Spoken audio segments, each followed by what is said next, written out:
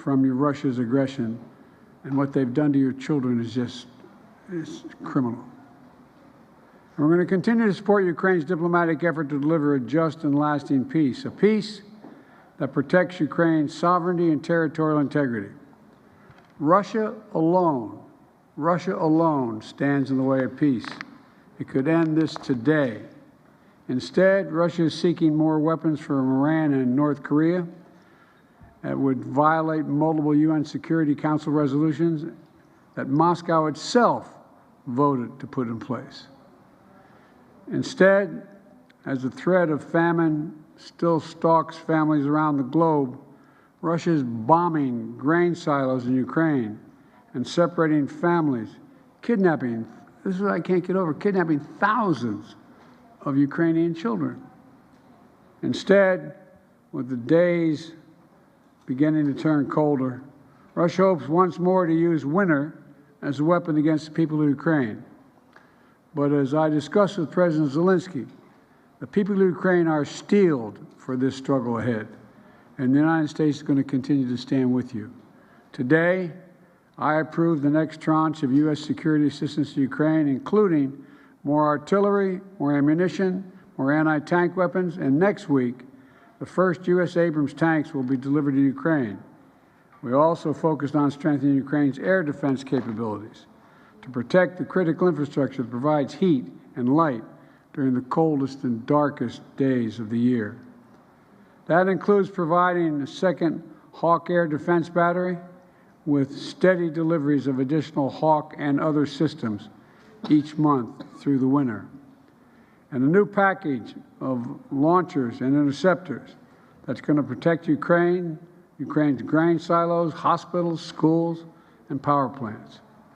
That will help save Ukrainian lives. Just as we're committed to helping Ukrainian people defend themselves now, we're also committed to helping them recover and rebuild for the future, including supporting reforms that are going to combat corruption, creating an environment where businesses can thrive and where American and European businesses want to invest. Ladies and gentlemen, last week I announced the appointment of Penny Pritzker as our new special representative. Penny, thank you for being willing to come back in. She's going to be the special representative for Ukraine economic recovery to help Ukraine reopen markets, mobilize investments, and make the necessary economic reforms as needed. And together with 29 other partners, we're committed to help Ukraine build a force capable of ensuring Ukraine's long-term security, capable of deterring future threats against sovereignty, territorial integrity, and freedom, which are underway now. Because that's what this is all about, the future of freedom. America can never, will never walk away from that. That's why 575 days later, we stand with Ukraine and will continue to stand with you, Mr. President. And that's why we're so proud of being able to be with you. Mr. President, we're with you, and we're staying with you. Thank you so much, Mr. President. Thank you for all these 575 days. Yes, and thanks to American people. All these days, they are together with us, with Ukrainians, with ordinary people, all of us. Thank you so much. Thanks you, your team, Congress, and thanks journalists for all your messages to your society and to the world, that you share the truth about this tragedy, aggression from Russia. So thank you very much, dear Mr. President Biden. Thank you for a warm meeting and very productive, strong negotiations.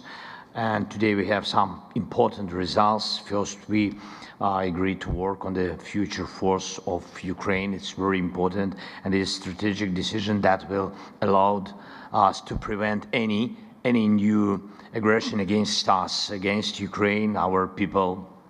And this will be one of the outcomes of Vilnius G7 declaration and our bilateral security arrangements. Second, we reached new agreements that will strengthen Ukraine's defense capabilities. Thank you so much. More details will be announced shortly. And thirdly, I thank United States of America and Mr. President for the new defense package for Ukraine, a very powerful package. Thank you so much. And it has exactly what our soldiers need now. Fourthly, the United States will be helping Ukraine with strengthening our air defense during this winter season. Fifth, we agreed on specific steps to expand the export of grain from Ukraine, and we will continue to work on the peace formula and preparing inaugural summit. So thank you so much, not only for these points, for all these points, for all these 575 days. Thank you. Thank you very much, Mr. President. Thank you all. Are you confident that Congress is going to support your efforts to get supplemental aid? Did you get any assurances? I'm counting on the good judgment of the United States Congress. There's no alternative. Thank you. All right, we ready? Thank you so much.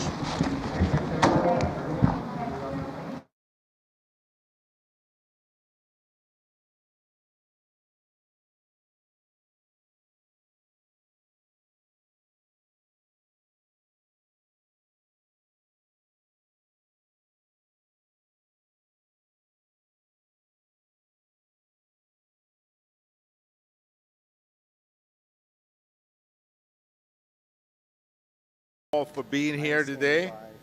This has been a tremendous conference, the best attended so far. And so give yourself a round of applause. And I am blessed and pleased to recognize our moderator for this panel, a man with grit, someone that has a lot of energy, creativity, and a mambo mouth.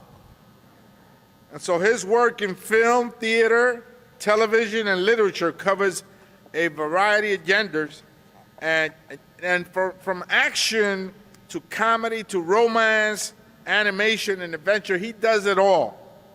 He is a son of my hometown, New York City. He's from Queens. I'm from the Bronx. And Upper Manhattan, too. Washington Heights. A stand-up family man and a Latino trailblazer in Hollywood in the world of comedy. Y también un hijo de Colombia y Puerto Rico. You might know him for his role in Miami Vice, or as Johnny in Hanging with the Homeboys, or his role as himself in a hit